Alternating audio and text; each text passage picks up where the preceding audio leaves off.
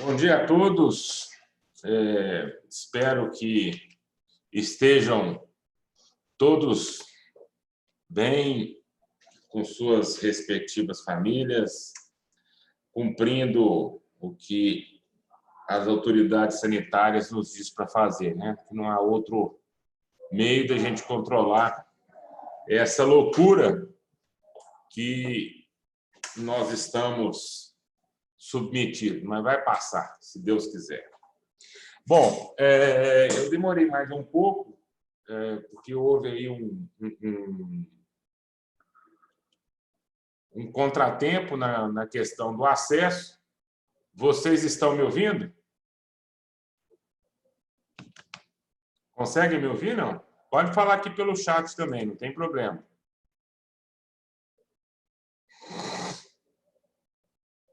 Ok. Bom, vocês receberam os planos de aula. Hoje nós vamos abordar 3 contratos em específico. Nós vamos falar a respeito do contrato de locação de coisas, do contrato de empréstimo e do contrato de prestação de serviços.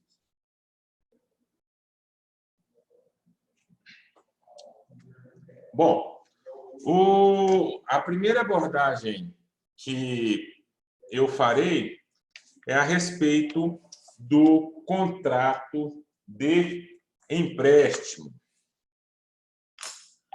Diferentemente da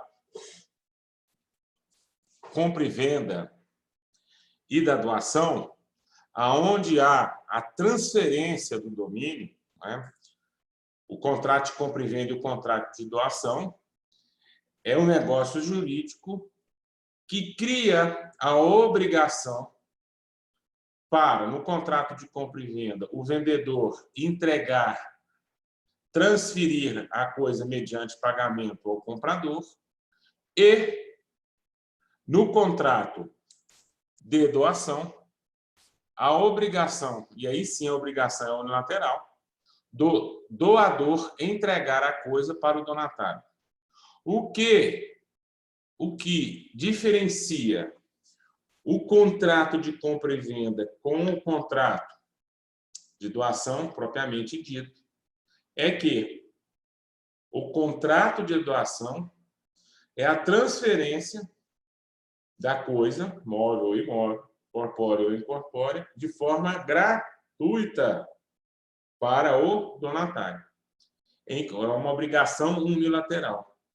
Apesar de que, vamos sempre pontuar, necessita, porque é um contrato consensual, do consentimento, da aceitação, mesmo que tácita, do donatário.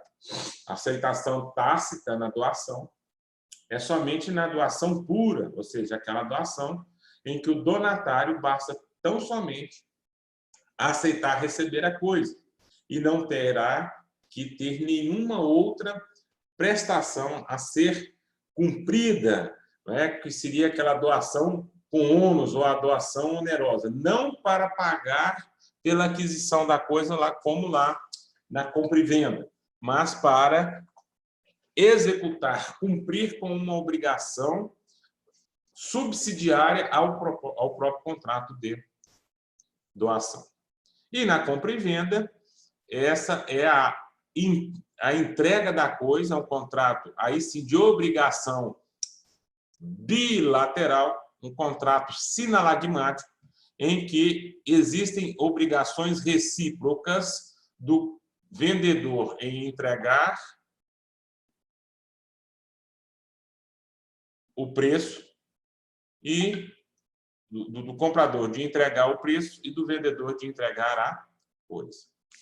Já o contrato de empréstimo, cuja a previsão legal está lá nos artigos 579 a 592, ele diferencia-se do contrato de compra e venda e do contrato de doação, porque no contrato de empréstimo, seja ele o comodato, que é o empréstimo gratuito, ou o contrato de mútuo, que é um empréstimo oneroso, Não há transferência da propriedade, do domínio da coisa. O que se transfere no contrato de empréstimo é a posse da coisa. E vocês estudarão lá nos direitos reais que os institutos jurídicos de posse, lá do 1198, e do Instituto Jurídico de Propriedade do 1228, são institutos jurídicos diferentes. O que é o direito de propriedade segundo o artigo 1228? É o direito de usar, gozar e dispor da coisa como bem lhe aprouver, bem como vindicá-la de quem injustamente a detenha ou possua. Ou seja, o proprietário tem o direito de usar, gozar, dispor, vender a coisa, usar é ter a posse direta, gozar é receber os frutos civis, aluguel, por exemplo, e dispor é vender, alienar, gravar de ônus é uma hipoteca, enfim. E o que é o direito de posse do artigo 1198? É possuidor todo aquele que exerce um dos poderes inerentes ao direito de propriedade. Mas o que é isso, professor? Que confusão é essa? Posse e propriedade não seria a mesma coisa? Não. O proprietário, o titular do domínio, ele tem o direito, conforme eu disse, de usar, gozar e dispor da coisa. Já o possuidor, ele exerce apenas um dos poderes, um ou dois ou mais poderes do direito de propriedade. Mas ele, por exemplo, o possuidor não poderá dispor, ele não poderá vender a coisa, ele não poderá gravar a coisa. Certo? Então, só dando um exemplo lá no contrato de locação. O locador, vamos supor que o locador seja o dono da coisa.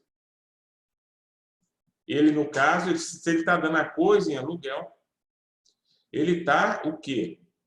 Gozando desta coisa, ou seja, ele está recebendo os frutos, no caso, civis da coisa. E o locatário? O locatário, ele é possuidor? Sim. Por quê? Porque o locatário estará exercendo um dos poderes inerentes ao direito de propriedade, que, no caso, é o uso. Ele está usando a coisa mediante o pagamento do aluguel. Então, só para que vocês possam ter uma compreensão, se vocês estudarão em direitos reais, o direito das coisas, a diferença entre propriedade e posse.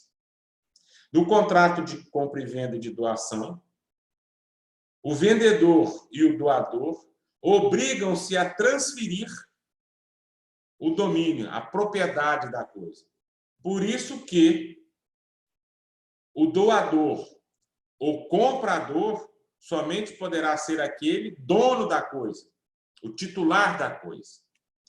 Já no contrato de empréstimo, não se transfere o direito de propriedade, se transfere a posse da coisa. E essa transferência da posse, ela pode se dar tanto de forma gratuita, que é o contrato de empréstimo, a espécie desse empréstimo chama-se comodato, previstos lá no artigo 579 a 585 do Código Civil, ou o contrato de mútuo, que é o empréstimo oneroso, este previsto lá no 586 a 592. Pois não. Tem alunos querendo entrar, eu pedi autorizar a entrada, por favor. A sua fala está sendo cortada, não consegui entender. Autorizar a entrada de alguns colegas. Aqui, para mim, não consta ninguém para poder resolver uma coisa aqui. Não, mas eu autorizei todos. Tem alguns ainda que não conseguiram entrar. Mas aqui, todos aqueles... Eu tenho 29 colegas dentro da sala. Aqueles que não conseguem entrar, tem o ID, eu vou até passar o ID aqui. O ID é esse daí, ó. O pessoal que não conseguir Obrigada. acessa com esse ID. Eu até passei no seu... Sim, eu já eu até repassei passei... para o pessoal. Hã? Repassei para o pessoal. Eu não consegui ouvir, eu não estou conseguindo te ouvir. Já repassei para o pessoal. Muito obrigada. Ah, tá. Dispõe. Então, o contrato de mútuo é também a transferência da posse, mas mediante a retribuição daquele que está tomando o empréstimo. Então, o empréstimo é a transferência da posse. O que quer dizer isso? Aquele que transfere a posse da coisa terá a restituição dessa coisa para si, a restituição da posse, ao término deste contrato de empréstimo. Então, vamos primeiramente abordar o contrato de comodato, antevisto lá nos artigos 579 a 585. Então, o que é o contrato de comodato? Muito comum entre pais e filhos, principalmente aqueles filhos que não têm condições de ter casa própria. Exemplo. Então, o comodato é a transferência da posse de forma gratuita de coisa não fungível. O que é uma coisa não fungível? É aquela que não pode ser trocada nem por quantidade e nem por qualidade, nem por uma outra coisa da mesma espécie. O que seria uma coisa não fungível? O carro, o imóvel. E o que é uma coisa fungível? É aquela que pode ser trocada por outra da mesma espécie, quantidade ou qualidade. Por exemplo, o dinheiro, os grãos de soja. Então, esses são coisas fungíveis. O contrato de comodato é o empréstimo gratuito de coisas não fungíveis. Então, nós estamos aí diante da primeira caracterização do contrato de comodato. Primeiro, o empréstimo, a transferência da posse é gratuita. Não se cobra nada do comodatário. Quem que é o comodatário? É aquele que recebe a posse da coisa. E ele vai receber coisa não fungível. Ou seja, ao término do contrato de comodato, deverá o comodatário devolver a posse ao comodante. Quem que é o comodante? É aquele que entrega a posse da coisa para o comodatário.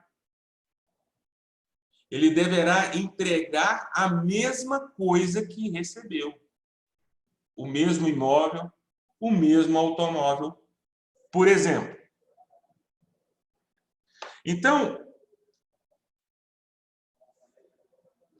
nós vamos observar lá na parte final do artigo 579 que o comodato ele se concretiza.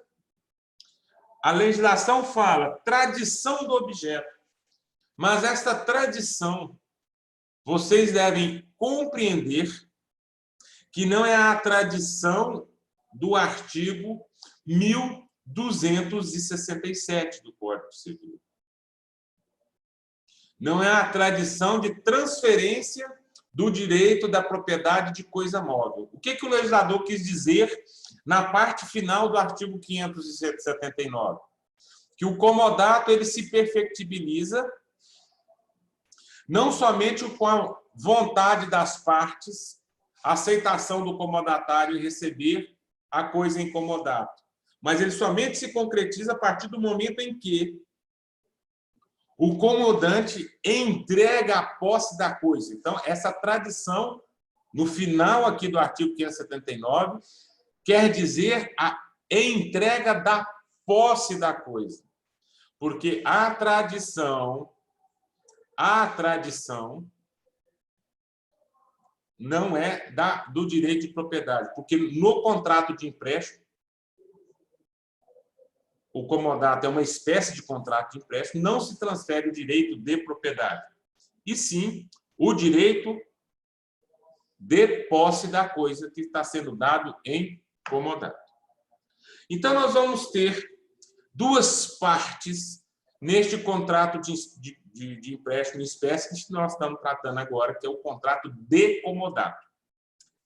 O comodante é aquele que empresta a coisa não fungível no contrato de comodato. E o comodatário é aquele que recebe a coisa não fungível dado em comodato. O que é o comodato? Lá pelo artigo 579. É o empréstimo gratuito da posse da coisa. Só um momento, por favor.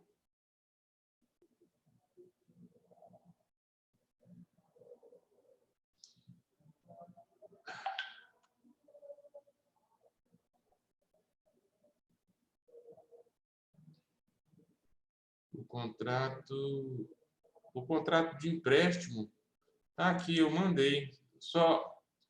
Deixa eu só...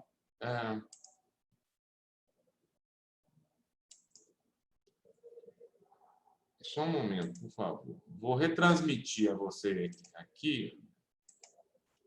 Eu mandei, só que eu mandei em PDF porque houve um problema no meu arquivo Word lá, mas eu já havia mandado para você ontem.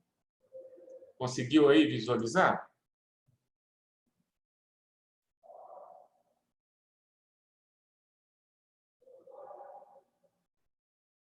Vou só aguardar um momento para que possa ser transmitido esse material do contrato de empréstimo. Eu esperava que já tivesse em mãos com vocês, mas já conseguiu mandar para todos ou não?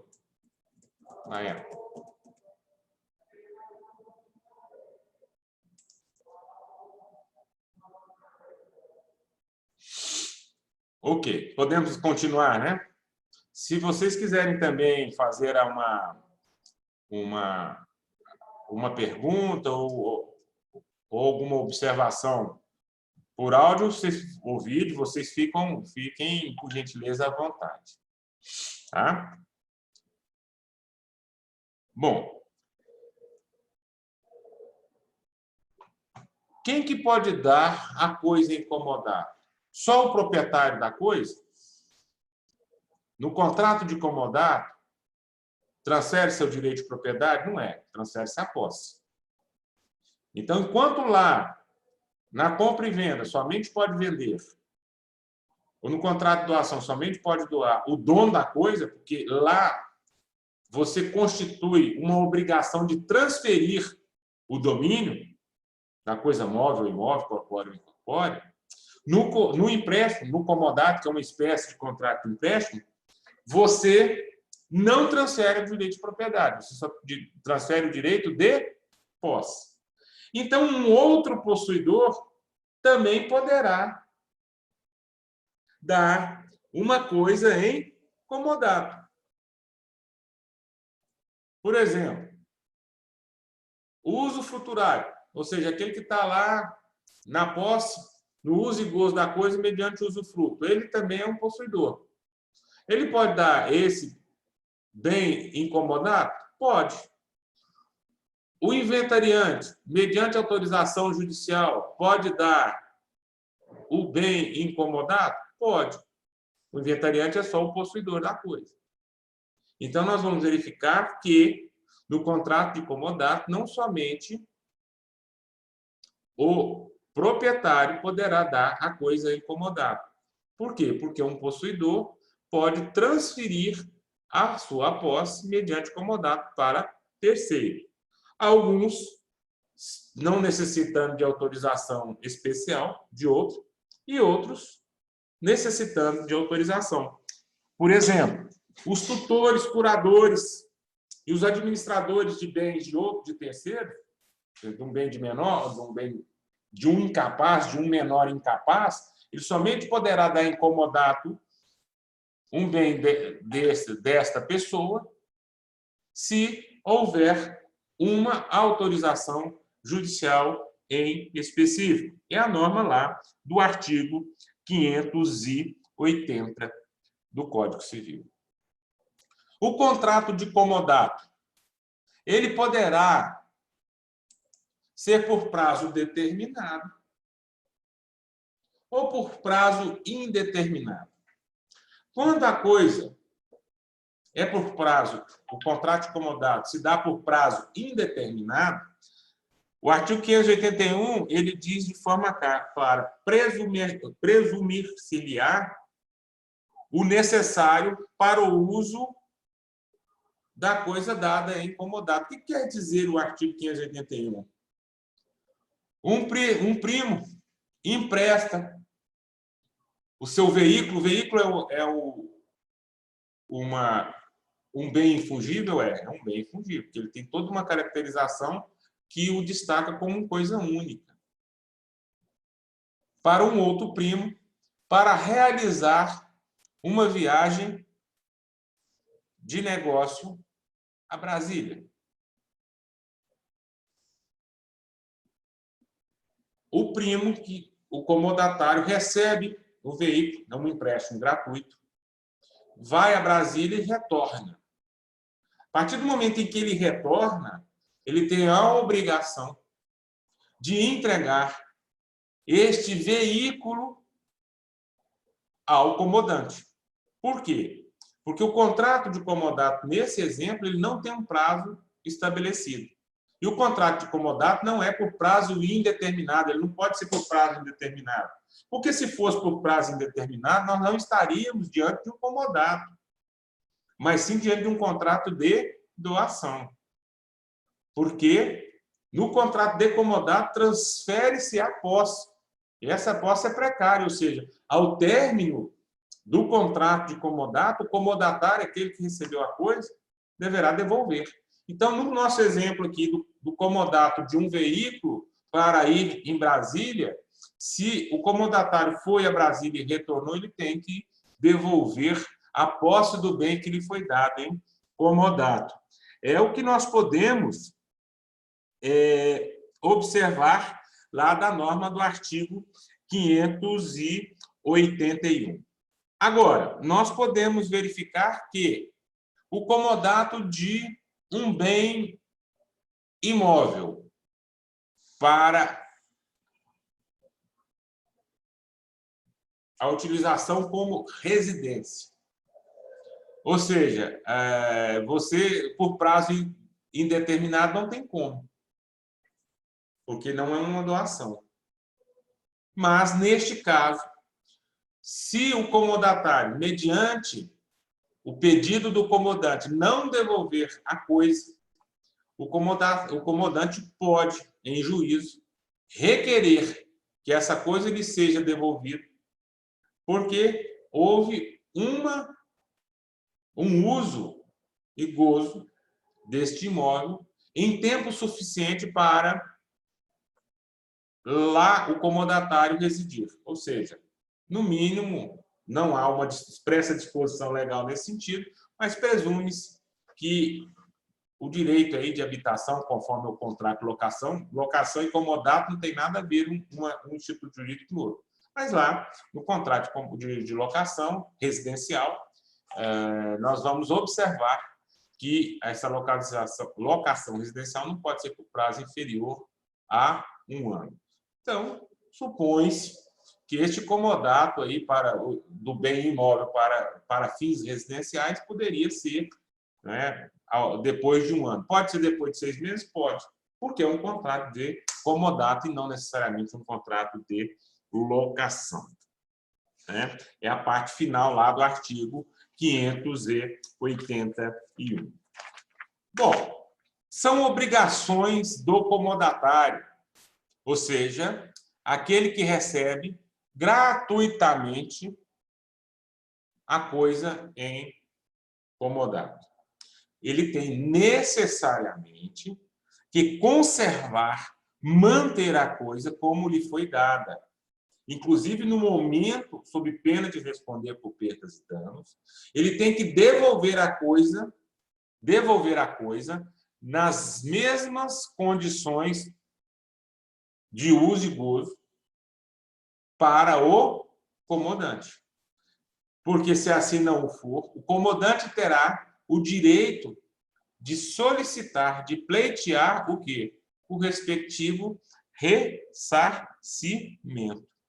O comodatário, ele também não poderá utilizar a coisa senão para o fim a que ela se destina. Se ele recebe o carro para ir a Brasília, resolver um negócio em Brasília e retornar, ele não poderá utilizar esse carro, por exemplo, para o transporte de pessoas, ou seja, valer-se desse carro para um serviço de Uber, por exemplo. Não é um negócio e o carro também não está destinado a isso. Eu recebo um imóvel para fins residenciais. Lá neste imóvel, não posso valer-me para utilizá-lo para fins comerciais. Porque, se assim o fizer, o comodante poderá requerer o quê? A resilição do contrato de comodato. Se o comodatário, ao término do contrato de comodato no prazo determinado, ou constituído em mora, o que é constituído em mora? Ele notificado para devolver a posse da coisa, e assim não o faz, ele está o quê? A cometer um esbulho possessório. O que é esbulho? É você impedir que o proprietário exerça a posse direta da coisa. Existe também esbulho contra possuidor, mas eu não vou entrar nesta seara, porque isso vocês vão estudar mais a miúde, e aí nós teríamos que abordar o tema aqui em 2 aulas, no mínimo, quando estiverem tratando do direito de posse proprietário. Então, a partir do momento em que o comodatário não devolve a coisa, ele esbulha, ele impede o exercício legítimo da posse por parte do comodante. E, a partir de então, e aí nós temos que observar lá o inciso 2, ou melhor dizendo, a parte final do artigo 582. A partir de então, ele deverá, a título de ressarcimento do comodante, pagar-lhe aluguel. Porque somente foi dado o empréstimo gratuito da coisa por um determinado período. Ou, se não tiver esse período estabelecido, a partir do momento em que o comodante o notifica, constituindo-o em mora, a notificação serve para isso, para constituir em mora, e dizer: ô, cidadão, você tem até o dia fulano de tal, até o dia X, para me devolver. Se não me devolver, configura-se o esbulho possessório. A partir de então, você vai pagar um aluguel de X reais, sem prejuízo ainda do ajuizamento da respectiva ação possessória, para que você seja obrigado, por ordem judicial, a me restituir a posse da coisa que lhe foi dado em comodato. Conforme eu havia dito, o artigo 583 impõe ao comodatário a obrigação de restituir a coisa, sob pena de assim responder por perdas e danos, da mesma situação em que lhe foi entregue, na mesma situação, no mesmo estado de conservação em que lhe foi entregue. A exceção, é claro, de eventos de terceiros, ou mediante a ocorrência de força maior, ou caso fortuito. Mas A norma do artigo 583, ela traz uma exceção, dizendo o seguinte, olha, se acontecer um caso fortuito ou uma força maior,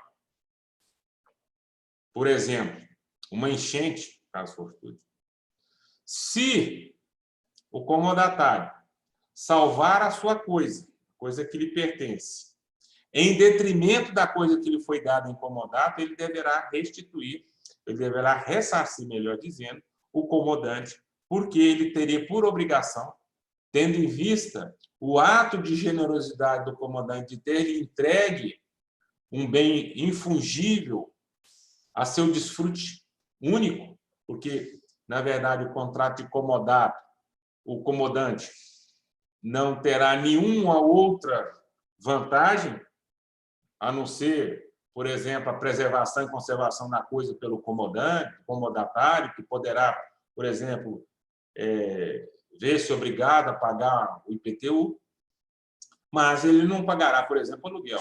Estou dizendo agora o exemplo num contrato de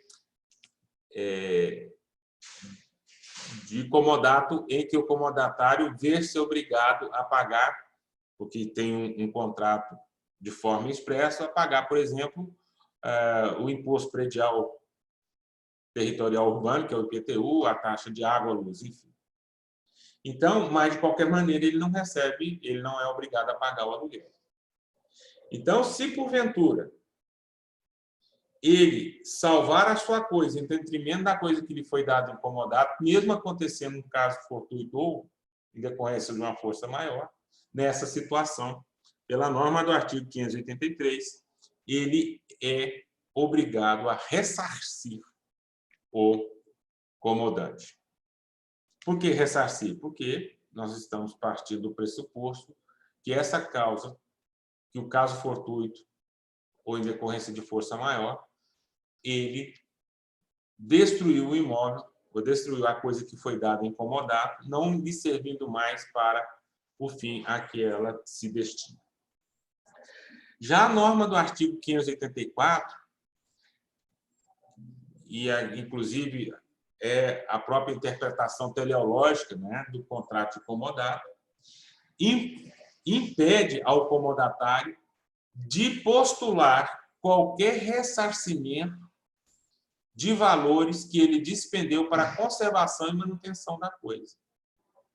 Por uma questão até óbvia, ele está recebendo essa coisa para uso e gozo de forma gratuita. Então, é o mínimo que se espera dele, o que se espera dele é que ele despenda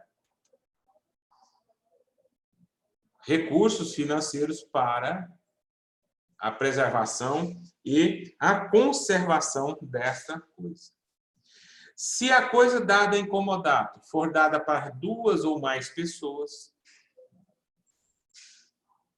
eu tenho 3 sobrinhos que vêm, eu moro no interior, tenho um apartamento aqui em Goiânia, tenho 3 sobrinhos que vêm cursar a universidade na capital, e eu lhes dou em comodato esse meu apartamento para fins residenciais. Ou seja, esse contrato ele tem prazo determinado? Tem. O que é? A graduação destes sobrinhos no curso superior. E aí a graduação mesmo, é a graduação com dependência não. 5 anos, se for o curso de Direito, por exemplo. Passados os 5 anos, eu posso exigir a devolução do apartamento? Posso. Ah, mas eu fiquei de dependência. Isso não é problema meu. O curso é 5 anos. Não é? Quando você, lá na teoria geral dos contratos ou das obrigações, você tem que observar quando a formação do contrato, o que é que os contratantes lá desejavam. Nesse contrato de comodato do apartamento para que os sobrinhos viessem para cá fazer o curso superior, é que lá residissem até a conclusão do curso. Eu, quanto comodante, tenho a convicção de que este prazo será pelo prazo do curso, 5 anos. Ah, mas eu fiquei doente, eu tive um problema né, de força maior caso fortuito. Aí, esse prazo em que você ficou afastado das atividades não contaria. Perdi um semestre por conta disso, não conta. Agora, não, mas não ocorreu nenhum caso de força maior caso fortuito. 5 anos eu quero meu apartamento de volta. É só um exemplo que eu posso dar a vocês aí, que não precisa necessariamente fixar uma data, mas você presume-se que, se no nosso exemplo, se o apartamento foi dado, incomodado, para que os sobrinhos viessem aqui na capital e realizar, e cursassem, né, direito, por exemplo, ele teria que concluir em 5 anos.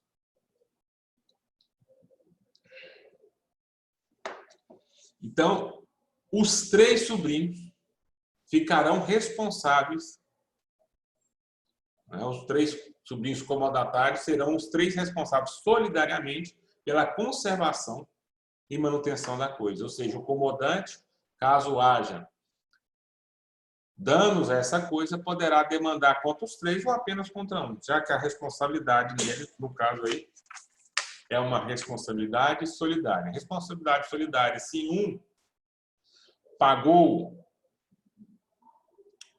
ressarciu os danos, ele pode, em ação de regresso, cobrar esses valores dos outros 2 comodatários, conforme o nosso exemplo. Bom, existe, e isso é muito comum, o comodato de bem móvel vinculado a um contrato de serviço. É o que a gente vê muito comumente nos contratos de telefonia móvel, celular, em que a empresa entrega um aparelho móvel e vincula este aparelho à conta.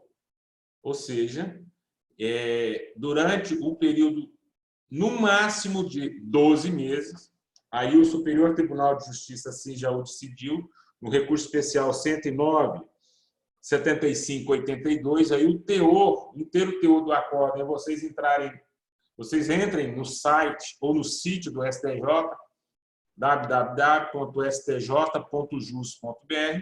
Vocês citam o número aqui, que eu entreguei para vocês aqui no plano de aula, e vocês entenderão, terão lá o inteiro teor do acórdão, em que há o relato dos fatos e a fundamentação jurídica.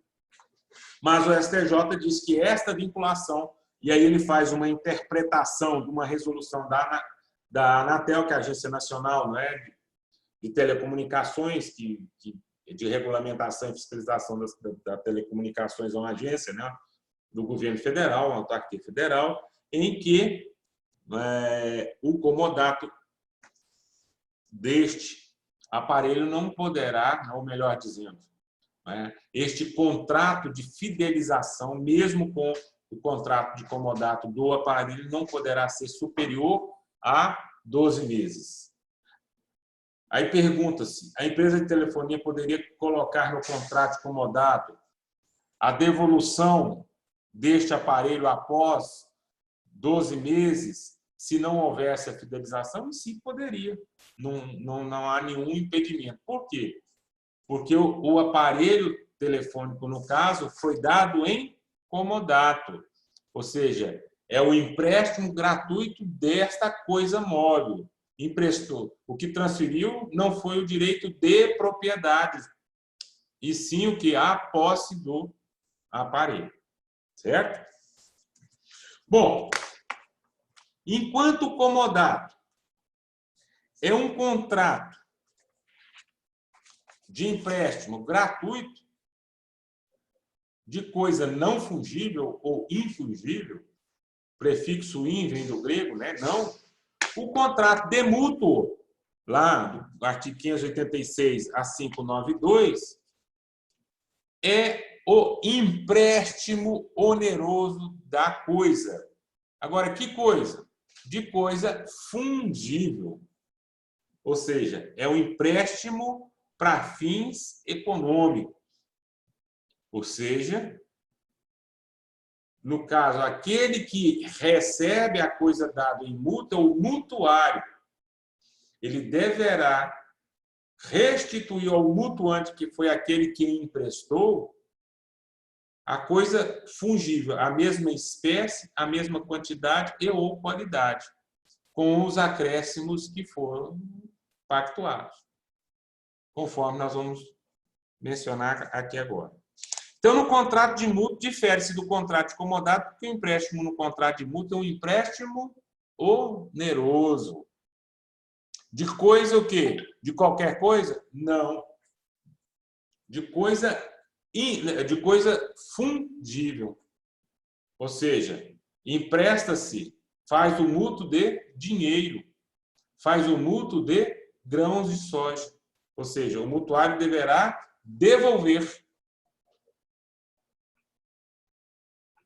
A importância em dinheiro que lhe foi mutuada, que lhe foi emprestado, ou os grãos, a quantidade de grãos de soja, né, mais os acréscimos que lhe foi imposto pelo contrato de mútuo.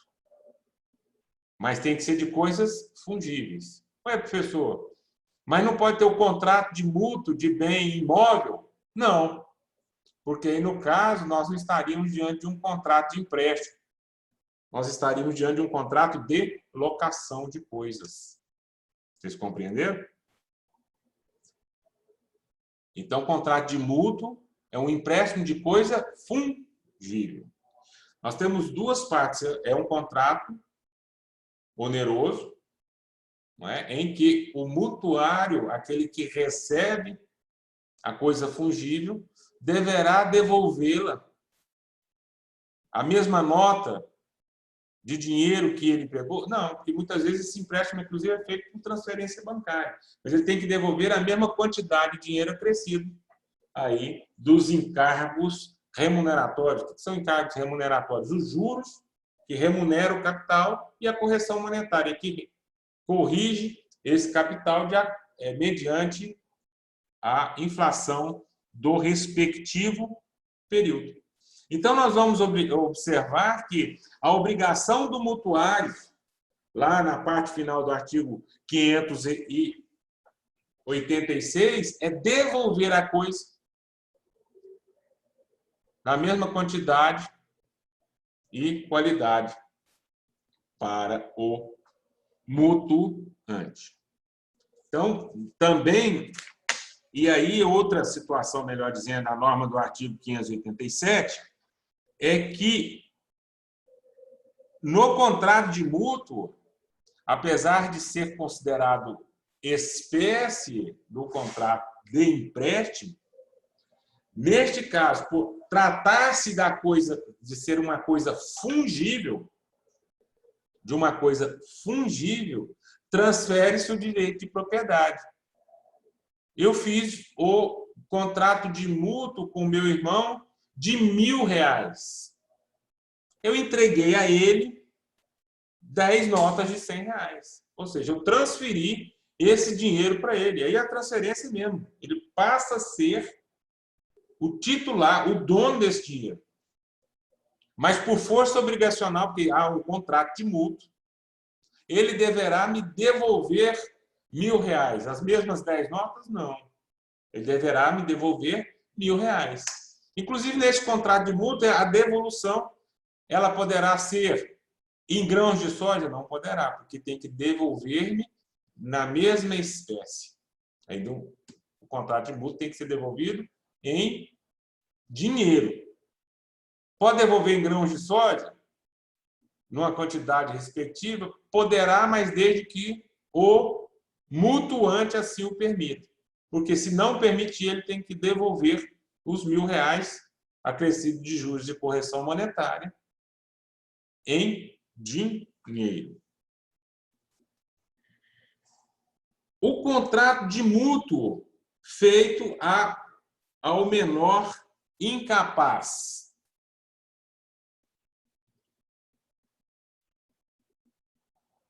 Um tio entrega R$1.000 para um sobrinho de 15 anos. Em tese, como empréstimo. Ele poderá pleitear a devolução desses R$1.000 do sobrinho?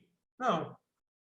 Por quê? Porque o sobrinho aí, no caso, é menor e incapaz, ele tem menos de 16 anos. Mas o pai, o irmão, né, do tio, concordou ao recebimento deste valor de R$1.000. Aí o tio poderá cobrar do sobrinho? Sim, porque teve autorização expressa do representante legal do sobrinho. É as normas lá do artigo 588. Agora, mesmo sem autorização do representante legal do menor incapaz, poderá haver a obrigação deste menor em devolver o dinheiro mutuado? Pode. Por exemplo, os R$1.000 foram entregues, mesmo sem autorização do representante legal, e esse representante legal, posteriormente, aquece com o empréstimo. Aí há uma possibilidade, na possibilidade de se cobrar o empréstimo. Esse valor de R$1.000 foi revertido em favor do menor. Por exemplo, que ele precisava desses R$1.000 para aquisição de medicamento. Também poderá ser objeto de cobrança em relação. Ou seja, porque houve um aproveitamento do empréstimo que foi dado em mútuo, ou do dinheiro, melhor dizendo, que foi dado em mútuo para o menor. Há um contrato de mútuo, ou seja, há um empréstimo de dinheiro, R$100.000 para um determinado terceiro. E ele tem que devolver em 6 meses. No terceiro mês, o mutuário, ou seja, aquele que tomou o dinheiro emprestado, cai em insolvência. Ou o mutuante, o credor, descobre que este mutuário está desviando o patrimônio seu para fugir das obrigações. A norma do artigo 590 permite ao credor, ao mutuante, exigir que o mutuário lhe dê uma garantia, seja uma garantia fiduciária, fiança ou aval, ou uma garantia real, a hipoteca de um imóvel, a alienação fiduciária de um bem móvel ou imóvel, ou o penhor de um determinado bem imóvel, sob pena de assim não o fazer, ter o direito de ver-se restituído do dinheiro, ou seja, do valor, ser-lhe devolvido antes mesmo do fim do contrato. Então, nós vamos verificar que o artigo 590 reveste o credor, o mutuante deste direito. O contrato de mútuos para fins econômicos, segundo o artigo 591, se não tiver nenhuma estipulação, o pessoal não precisa ficar se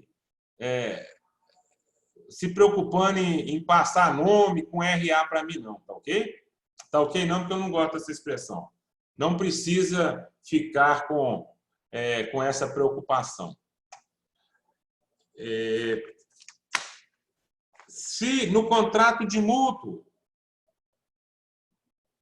não para fins econômicos, assim, empréstimo de dinheiro, não tiver estipulado juros, mas eu posso estipular juros de 2%? Posso. Não tem problema nenhum. Aí eu recebo 2% de juros.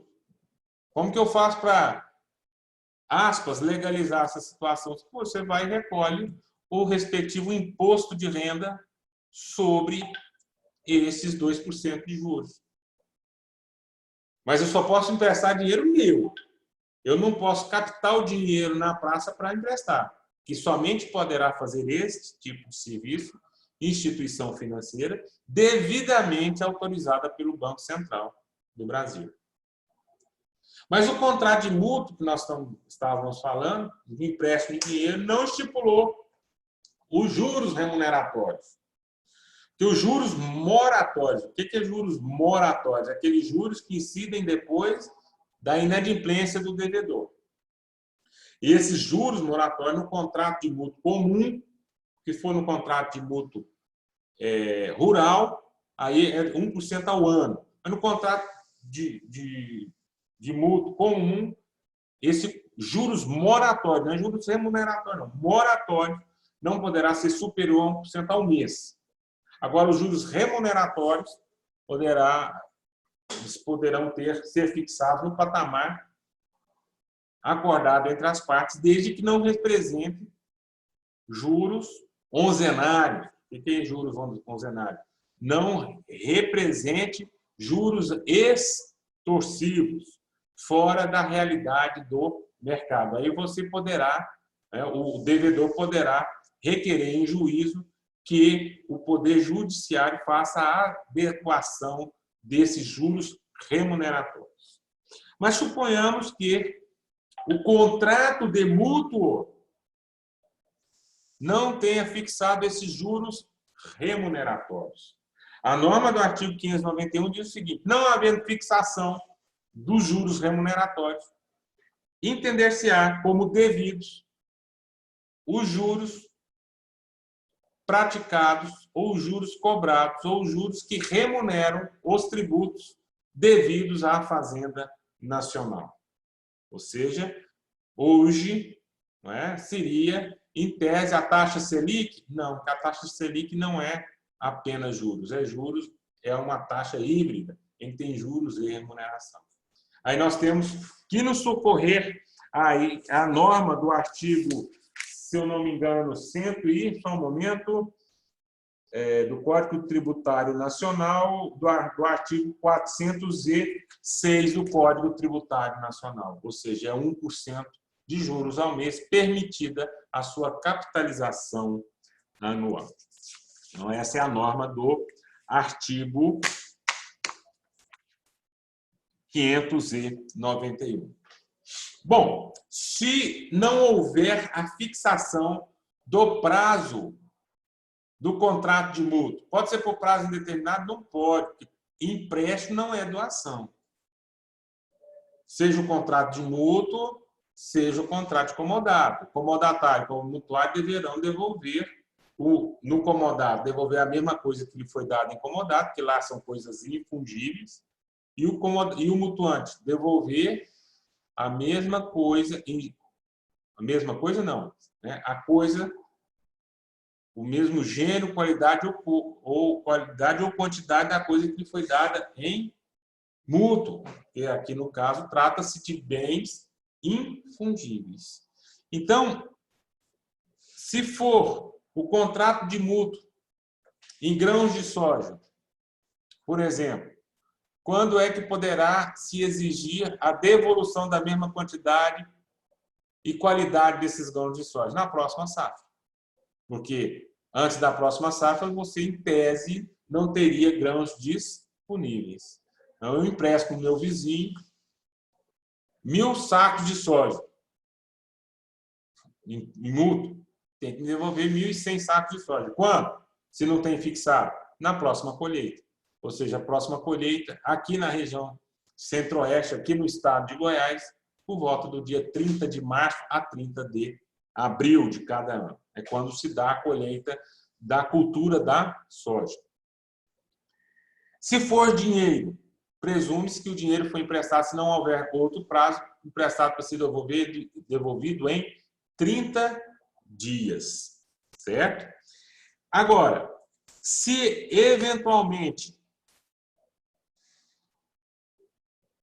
houver a necessidade do mutuante, e aí ele tem que justificar isso em juízo, que ele tem que ter esta devolução da coisa que foi dado em mútuo, o dinheiro, antes desse prazo, antes do prazo fixado no contrato, ele deverá demonstrar, por exemplo, que força maior, ele ficou doente e precisa do dinheiro. É claro que ele terá a devolução do valor que ele emprestou, descontados aí os juros, né, pelo período em que não houve a complementação do período do contrato. Bom, eu encerro aqui a aula e gostaria de verificar com vocês se tem alguma pergunta, porque eu encerraria essa aula quando fosse às 10 horas, a gente inicia-se a segunda, nós damos início à segunda aula. Mas se vocês quiserem fazer perguntas aí sobre o contrato de empréstimo, comodato ou mútuo, eu estou às ordens.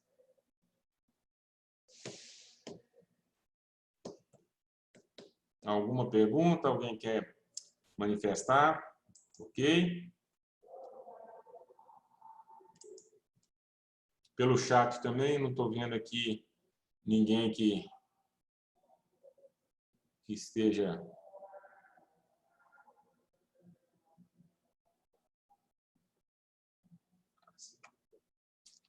A Marta pergunta se o contrato de comodato pode ser verbal. Sim, é um contrato não solene, como o contrato de locação também. Agora, o contrato verbal, você tem que sempre observar que ele depende de prova. Aí, por exemplo, no contrato de doação, exige-se que o contrato seja solene para todas aquelas coisas, móvel e imóvel, cujo valor seja significativo. A própria legislação traz de forma explícita que a doação, o contrato verbal de doação somente é permitido para coisas móveis, porque para coisas imóveis necessariamente precisa-se de um instrumento público, uma escritura pública de doação, que tem que ser levada a registro para transferência do direito de propriedade, mas o contrato de doação verbal só é permitido para coisas móveis de pequeno valor. Aí eu estou doando um carro, não, então tem que fazer um contrato, um instrumento particular de doação do veículo. Ah, eu estou doando uma caneca que eu tomo água, aí não tem problema. Já o contrato de comodato, porque não há transferência do direito de propriedade, como no contrato de mútuo, como também não há a transferência do direito de propriedade, você poderá fazer de forma verbal. Mas existem alguns inconvenientes. Por exemplo, no contrato de comodato, o carro, comodato. Eu tenho que ter provas, mas o comodatário não quer me devolver o carro. O veículo é o quê? É um bem móvel, cuja propriedade se dá com a tradição. Eu tenho que provar em juízo que eu não vendi o veículo. Ah, mas não assinei o recibo de transferência lá junto ao Detran. O recibo de transferência do Detran não é o documento apto a transferir o direito de propriedade. O documento do Detran serve para a fiscalização e a regularização do veículo automotor. Não tem nada a ver com direito de propriedade. Eu tenho que ter, então, provas em juízo, documental, prova testemunhal, que eu entreguei a posse daquele veículo a título de comodato e não de compra e venda. O bem imóvel é mais fácil, né? Porque teria que ter, no mínimo, um contrato particular de compromisso de compra e venda. Nem isso teve. Não é? Bom, e o dinheiro? Pode ser também emprestado? Pode ser emprestado. Precisa-se de ser por valor? Precisa ser por contrato escrito? Ora, não precisa. Mas o Código de Processo Civil diz que você só pode comprovar com prova tão somente testemunhal obrigações de, no máximo, 10 salários mínimos. Então, seria fácil. A gente reuniria aqui a turma toda, ingressaria contra o filho do Olavo Setúbal. Sabe quem que é a família Setúbal? Então, é a dona do Banco Itaú, dizendo que o filho do Olavo Setúbal nos deve aí 10 milhões de reais. Nós só temos os nossos depoimentos. O Código de Processo Civil, de forma inteligente, proíbe essa situação. Né? Então, eu entrego 10 mil reais em nota, em dinheiro, para o meu primo. E não fiz o contrato. Como que eu vou provar que eu entreguei 10 mil reais em dinheiro para ele? Ah, mas eu fiz a transferência bancária. Aí uma outra situação. Eu tenho um comprovante, um documento. Certo? Bom, eu espero que tenha respondido aí a Marta. A Deselita quer me fazer uma pergunta. Ah, ela escreve a pergunta aqui embaixo. Só um momento, por favor.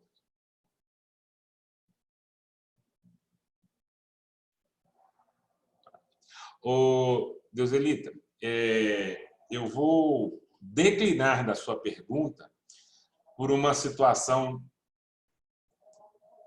minha enquanto empregado da Unip.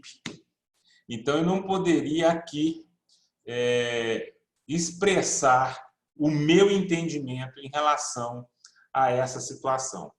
Agora, o que você e o que o aluno tem aí, eu estou falando de uma forma geral. O que o aluno tem para com a Unip ou para com qualquer outra instituição de ensino não é contrato de comodato. É um contrato de prestação de serviço. Certo?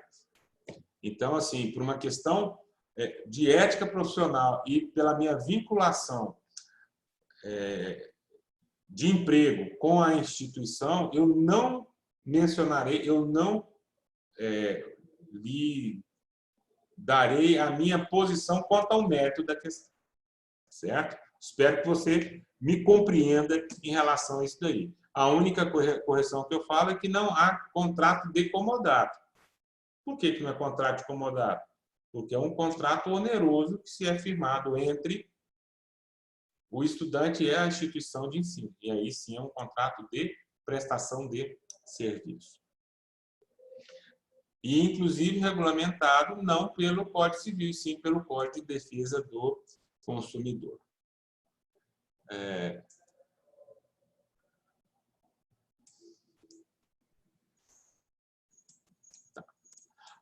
A Fernanda me faz uma pergunta interessante. Se o contrato de mútuo, por ser oneroso, é destinado ao consumo. Pode ser tanto destinado ao consumo como não. O contrato de mútuo é feito pela instituição financeira para a minha pessoa física. Aí eu estou diante de um contrato de consumo. Por quê? Porque ela está prestando um serviço de empréstimo para um destinatário final. Quem que é o destinatário final do dinheiro? Sou eu, para socorrer as questões minhas pessoais. Estou diante de um contrato de mútuo oneroso, regulamentado pelo Código de Defesa do Consumidor. Ah, mas eu sou empresário, eu estou tomando um dinheiro emprestado para meu capital de giro. Eu sou destinatário final, a minha empresa é destinatária final desse dinheiro? Não. O capital de giro serve para que eu possa atender às necessidades da minha empresa, ou seja, não sou destinatário final desse dinheiro. Aí nós estamos diante de um mútuo que está regido por normas do direito civil, inclusive por normas do direito, por legislação especial, porque esse contrato de mútuo pode ser um mútuo rural, industrial, comercial, que tem legislações específicas. Se for rural, o Decreto-Lei 167, de 1967, daí por diante, normas que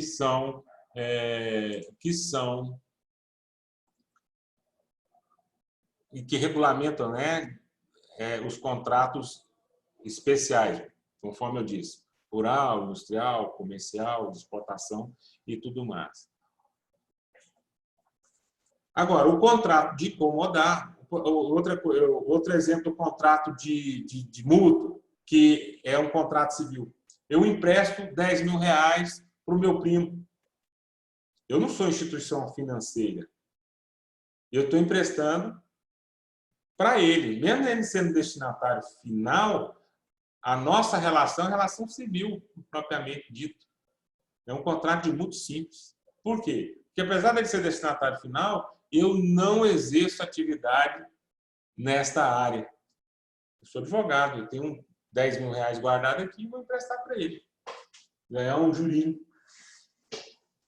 Não é uma relação de consumo, é uma relação natureza civil propriamente dita. Agora, o contrato de comodato não resta a menor dúvida, né? Não se destina, não há destinação, até porque não há transferência do direito de propriedade propriamente dito.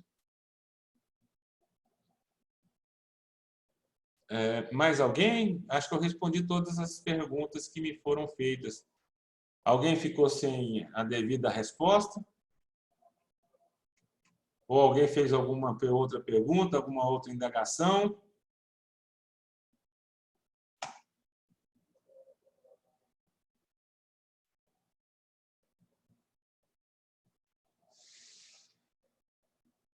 Podemos dar por encerrada, então, essa aula e daqui a pouco nós iniciaremos a outra. Tudo bem? Então, até às 10 horas.